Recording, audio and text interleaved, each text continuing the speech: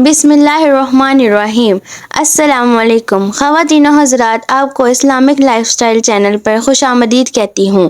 آج کا ہمارا ٹاپک ہے حاجی انور اختر صاحب کی کون سی عادات نے آپ کو اپنی طرف مائل کیا۔ حضرت علامہ عالم فقری کے ایک دوست کا بیان ہے کہ ایک مرتبہ آپ نے بتایا کہ 1971 کی بات ہے کہ ہمارے محلے کی ایک سڑک جو چوک نیلم سینما کو جاتی ہے، اس پر سید خاں کے مکان کی ایک دکان میں ایک شخص نے پرچون کی دکان شروع کی۔ اس شخص کا نام حاجی انور اختر تھا، جو برطانیہ میں 10 برس گزارنے کے بعد اپنے آبائی شہر لاہور واپس آئے تھے اور حصول معاش کی غرض سے پرچون کی دکان کھول لی تھی۔ وہ گاہکوں کے ساتھ نہایت نرمی اور شفقت سے پیش آتے تھے اور جو بھی ان کی دکان پر جاتا تھا ان کے اخلاق کا گرویدہ ہو جاتا تھا۔ میں بھی اتفاق سے ایک دن ان کی دکان پر سودا سلف لینے لگا اور جو لینا تھا وہ لے لیا۔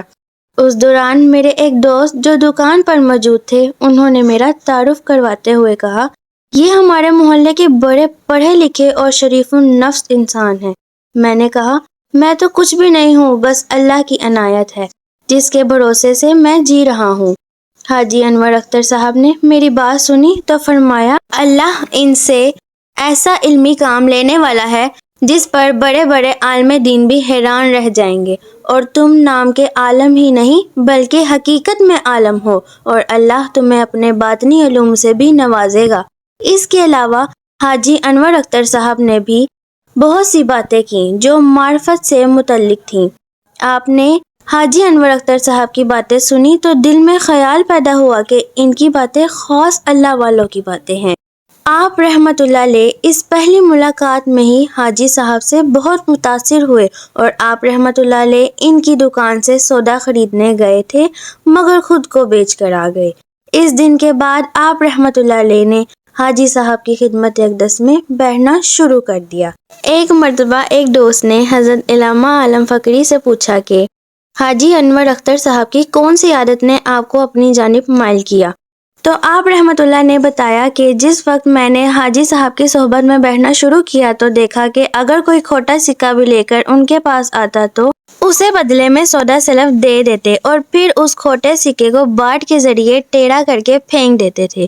ایک دن میرے پوچھنے پر انہوں نے بتایا کہ میں کھوٹے سکے کو اس لیے ضائع کر دیتا ہوں تاکہ مزید کسی کو دھوکہ نہ ہو، اور اگر کھوٹے سکے کو آگے دیا جائے گا تو اس سے برائی جنم لے گی اور صداقت قائم نہیں رہ سکے گی۔ اگر بنیادی طور پر کسی میں صداقت ہی قائم نہ رہے تو پھر راہ معرفت کیوں کر حاصل ہوگی؟ لہٰذا میں اپنی بساط کے مطابق یہی کوشش کرتا ہوں کہ صداقت فروغ پائے۔ حضرت علامہ عالم فقری فرماتے ہیں، میں حاجی انور اختر صاحب کے اس فعل سے بہت متاثر ہوا اور میں نے دل میں پختہ ارادہ کر لیا کہ فائدہ ہو یا نقصان میں صداقت پر ہی عمل پیرا رہنے کی کوشش کروں گا۔ حاجی انور اختر صاحب کی صداقت اور شرافت علاقے میں پھیلی تو بے شمار نوجوان ان کی صحبت سے فیضیاب ہونے لگے اور انہی میں حضرت علامہ عالم فقری بھی تھے۔ حاجی انور اختر صاحب کی دکان کیا تھی؟ وہ تو نوجوانوں کو راہ حق پر چلانے کی تربیت گاہ تھی۔ تصوف اور معرفت کے موضوع پر اکثر بات ہوتی تو انہی کی صحبت میں آپ رحمت اللہ علیہ کے دل میں حصول معرفت کی لگن پیدا ہوئی۔ حاجی انور اختر صاحب کا ظاہر اور باطن خلوص سے آراستہ تھا اور وہ جو بھی کام کرتے تھے اللہ کی خوشنودی کے لیے کرتے تھے اور نیک اعمال کی نمو نمائش سے پاک تھے۔ ان کا دل اطاعت حق اور نور معرفت سے آراستہ تھا۔ الغرض حضرت علامہ عالم فقری میں اگرچہ بچپن ہی سے نیک عادات موجود تھیں مگر حاجی انور اختر صاحب کی صحبت سے آپ کے خیالات اور اخلاق و کردار میں نمایاں تبدیلی آئی۔ حضرت علامہ عالم فقری کا کہنا ہے، جب میں نے LLB کا امتحان پاس کیا تو ایک دن حاجی انور اختر صاحب نے پوچھا، عالم، کیا تمہیں مزید تعلیم حاصل کرنے کی ضرورت ہے؟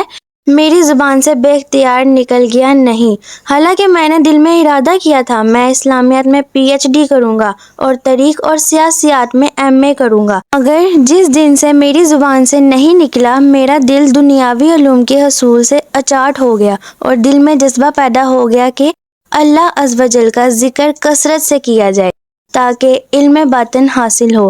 چنانچہ اس دن کے بعد آپ رحمت اللہ علیہ یا اللہ کا ورد کرنے لگے اور نمازوں کی ادائیگی کے بعد کلمہ طیبہ کا ورد کرنے لگے۔ الغرض حاجی صاحب کی دعا اور توجہ سے علوم باطن کی راہ کھل گئی۔ اگر آپ کو ہماری ویڈیو اچھی لگی ہو تو لائک کریں، شیئر کریں، سبسکرائب کریں اور پاس والے بیل آئیکن کو ضرور پریس کیجیے گا تاکہ ہمارا نوٹیفیکیشن سب سے پہلے آپ تک پہنچے۔ شکریہ۔